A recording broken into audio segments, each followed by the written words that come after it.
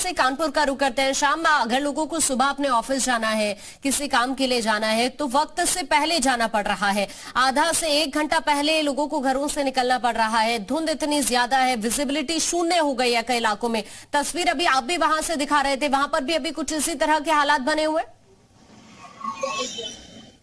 बिल्कुल, कानपुर में इसी तरीके के हालात हैं कि विजिबिलिटी बेहद कम है, जिसकी वजह से जो घरों से लोग निकल रहे हैं, जिनको ऑफिस पहुंचना है, वो अपने समय से पहले निकले। इसके अलावा जो लोग अपने समय से निकले, वो निश्चित तौर पर अपने ऑफिस लेट पहुंचेंगे, क्योंकि जिस तरीके का नजारा है यहाँ पर विजिबिलिटी को आप देख सकते हैं कि तमाम जो गाड़ियां जा रही हैं वो हेडलाइट जला करके जा रही हैं। इसके अलावा चाय की दुकानों पर लोगों की भीड़ जरूर उमड़ रही है। जो घरों से निकल रहे हैं और उनको ठिठुरन महसूस होती है, तो चाय की दुकानों पर उनके कदम ठिठक जाते हैं और बेबसी वो चाय पीने के लिए रुक जाते हैं। कहीं आग दिख जाती है तो लोग आग तापने के लिए रुक जाते हैं। कुछ बच्चे हमारे साथ में, उनसे बात करते हैं। ये बताइए कि आप लोग कोचिंग गए थे, किस तरीके से ठंड लग रही है आप लोग? सर बहुत ज्यादा ठंड लग रही है हम लोग को, तो इसी चक्कर में चाय पी। अपने सपनों का बिजनेस शुरू करने के लिए आपको कोई भी बैंक बिजनेस लोन नहीं दे रहा?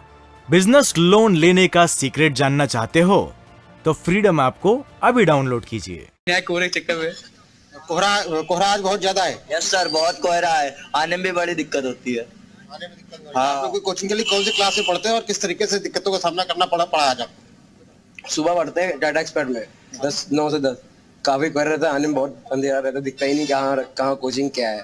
चाय पीने के लिए रुक गए? चाय पीने के लिए थोड़ा घर 8 मिल जाएगी। तो ये बच्चे कोचिंग जाते हैं, लेकिन कोचिंग जाने के जब इनको ठंड का एहसास हुआ तो चाय की दुकान पर रुक गए और वहीं पर देखिए आप आग भी तापने लगे। बगल में आग जल रही थी तो आग तापने के लिए यहाँ पर बैठ गए और चाय आने तक आग ताप रहे हैं। इसी तरीके का नजारा कानपुर में है। आपको बता दें, जो लोग घरों से निकल रहे हैं उन्हें, क्योंकि ठंड तो पिछले 10 दिनों से पड़ रही है, लेकिन जिस तरीके का कोहरा आज देखने को मिल रहा है, ये इसके पहले यहाँ देखने को नहीं मिला। यही वजह है कि लोग घरों से बाहर निकले तो उन्हें अचानक कोहरे का सामना करना पड़ा। और हमारे साथ बने रहिए, मैं वापस से आपके पास लौटूंगी। मनीष का वापस से रुक करते हैं। मनीष, एक बार वापस से जरा आगरा की तस्वीर दिखा दीजिए। इस वक्त किस तरह का नजारा है, किस तरह के हालात इस वक्त है? देखिए, आगरा में अगर हम बात करें तो जनजीवन जो है वो पूरी तरह से अस्त हो चुका है। टेम्परेचर तो कम हो रहा है, इसके साथ ही कोहरे की जो धुंध छाई हुई है उसकी वजह से लोगों को काफी परेशानी का सामना करना पड़ रहा है। हालात ये है कि आगरा नोएडा एक्सप्रेस वे हो या आगरा लखनऊ एक्सप्रेस वे हो, यहाँ पर जो वाहनों की रफ्तार है वो काफी धीमी हो गई है। यानी कि 30 किलोमीटर प्रति घंटे की रफ्तार से ज्यादा या 40 किलोमीटर प्रति घंटे की रफ्तार से ज्यादा वाहन नहीं दौड़ पा रहे हैं। सबसे बड़ी बात यह है कि जो दृश्य शून्यता है वो 100 मीटर रह गई है। यानी कि 100 मीटर से आगे आपको कुछ दिखाई दे भी नहीं रहा है। अभी सुबह जो 9 बजे के हालात थे वो काफी ज्यादा गंभीर थे। कोहरा बुरी तरह से छाया हुआ था और यही वजह है कि वाहन रैन के चल रहे हैं। दूसरी सबसे ज्यादा मुसीबत है वो सामना उन लोगों को करना पड़ रहा है जो बेसहारा है। यानी कि जो रिक्शा चालक है या जो ठेल वाले हैं, उनके लिए अलाव की कोई व्यवस्था नहीं है, तो उनको जगह जगह से पूरा बीनकर और वो अलाव जलाते हुए तापते हुए देखा जा सकता है। लोग इस बात को लेकर कह रहे हैं कि प्रशासन को मुकम्मल इंतजाम करने चाहिए थे, जो कि ना काफी दिखाई दे रहे हैं। और यही वजह है कि लोग काफी परेशान भी है और लोगों की शिकायतें प्रशासन से भी है।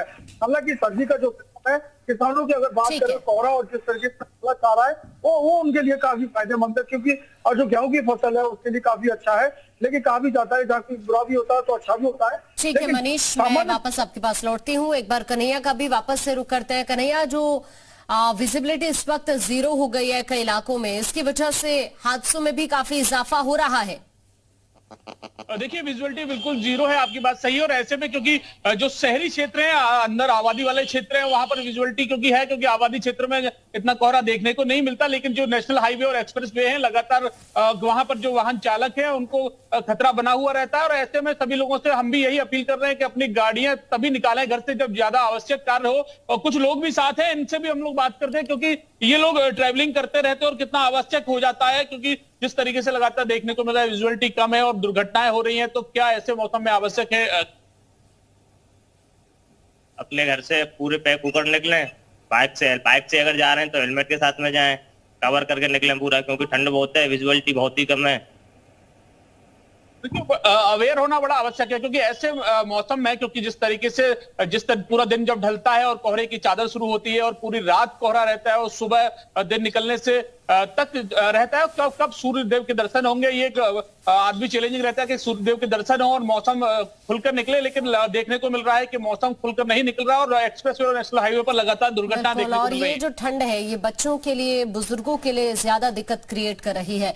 मैं वापस आपके पास लौटती हूँ, रामानुज का वापस से रुक करते हैं। रामानुज, अभी जिस तरह ठंड लगातार बढ़ रही है, आने वाले दिनों में तो राहत की उम्मीद नजर नहीं आती।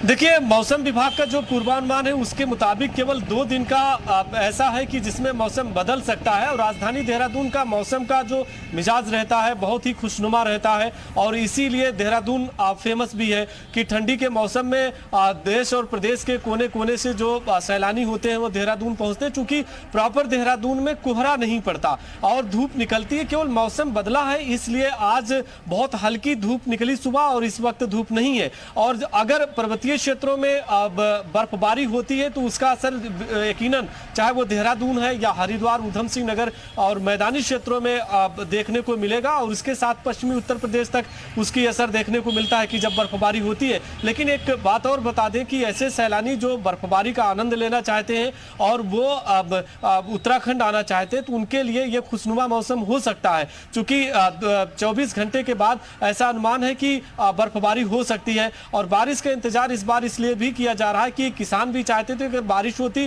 तो उनकी फसलों के लिए लाभदायक होता। और इस बार विंटर सीजन में बारिश नहीं हुई है और बारिश ना होने की वजह से कोहरा भी पड़ा है और मौसम भी साफ नहीं रहता है। तो ऐसे में दोनों पूर्वानुमान अगर सही साबित होता है, पर्वतीय क्षेत्रों में बर्फबारी होती है और मैदानी क्षेत्रों में हल्की भी बारिश होती है तो इससे किसानों को भी लाभ होगा और पर्वतीय क्षेत्रों में सैलानी भी पहुंचेंगे तो वो बर्फबारी का आनंद ले सकते हैं। तो इंतजार किया जा रहा है, लेकिन कड़ाके की ठंड हो सकती है बर्फबारी होने पर। बिल्कुल, शुभम का वापस से रुक कर लेते हैं। शुभम, जो इस वक्त यात्री आपके आसपास मौजूद है, इनसे बातचीत अगर आप कर पाए तो करने की कोशिश कीजिए जरा।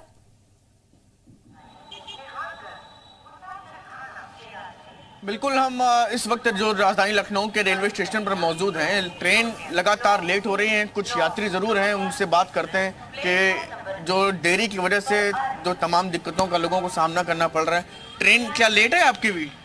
नहीं, अभी मेरा आदमी आ रहा है। अच्छा, ठंडक काफी ज्यादा हो रही है। हाँ। दिक्कत भी हो जाती है स्टेशन पर वेट करने में ज्यादा। देख सकते हैं कि लोग अलग अलग जो यात्री हैं जो अलग अलग जगहों से आ रहे हैं। कई तरह की दिक्कतें हैं, ट्रेन लेट है, ऑफिस जाना है तो वहां पर भी दिक्कत हो रही है, विजिबिलिटी 0 हो गई है, वाहनों की रफ्तार थम गई है। और आपसे भी हम यही कहेंगे कि घरों से निकल रहे हैं तो पूरे पैक होकर निकलिए, ठंड बहुत ज्यादा है। बहरहाल बहुत शुक्रिया आप सभी सहयोगियों का हमारे साथ जुड़ने के लिए, तस्वीरें दिखाने के लिए, जानकारी के लिए। यहाँ एक छोटे से ब्रेक के लिए रुक रहे हैं। अपने सपनों का बिजनेस शुरू करने के लिए आपको कोई भी बैंक बिजनेस लोन नहीं दे रहा? बिजनेस लोन लेने का सीक्रेट जानना चाहते हो तो फ्रीडम ऐप को अभी डाउनलोड कीजिए।